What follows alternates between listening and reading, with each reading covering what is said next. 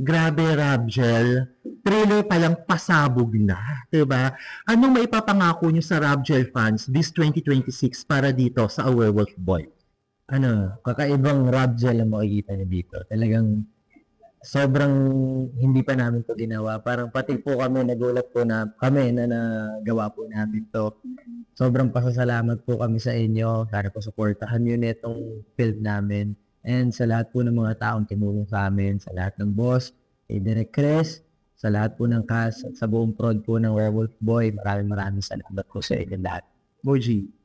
Ako po mapapangako ko po sa inyo na ginawa po namin yung best namin dito 100% and mapapangako ko po na talagang mag-enjoy po kayo dito dahil hindi lang po kami yung nagpaganda nitong film na to kundi po lahat po ng involved po.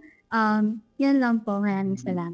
Acting-wise, punta muna ako sa Robin. Bukod sa prosthetics, no, napansin namin, well, the original movie talaga, less yung mga linya ni Boy nung bida. Tapos dito pansin namin sa trailer pa lang, more on physical acting ka, saka mata-mata school of acting. Kumusta yon, Rob? Ang hirap. Sa totoo lang po, ang hirap.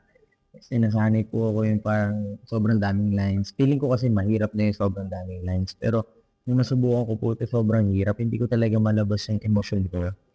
Pero sa daming workshop po, sa daming pinanood ko na films, para lang mas magets ko to, na si Miss Ana Pileo talaga, siya po nakatulong sa akin. Nagawa ko po siya kahit pa paano. Sana po magustuhan niyo po at ready po invested. Muji, ikaw naman daw, hirap na hirap kang umiyak. Bakit? I think it's more to do with how I get stuck in my head. Kumbaga parang once nandun na ako, nagiging heady ako that I forget to use my heart. Parang nawawala yung vulnerability or biglang nagda-drop yung emotion because the emotion's there. It's just the tears, they won't drop. Pero ang galing-galing. Pero this time, sabi ko, hindi na ako pwede magpadala sa iba. Kailangan ako na yung magdala sa sarili ko. At talagang pinilit ko yung sarili ko na I have to do my job. If the tears need to fall, the tears will fall. And I'm so happy na in this film, I did it. Sobrang ramdam ko po siya dito. Wala rin si Angela, hindi ko magagawa lahat ng pinagagawa.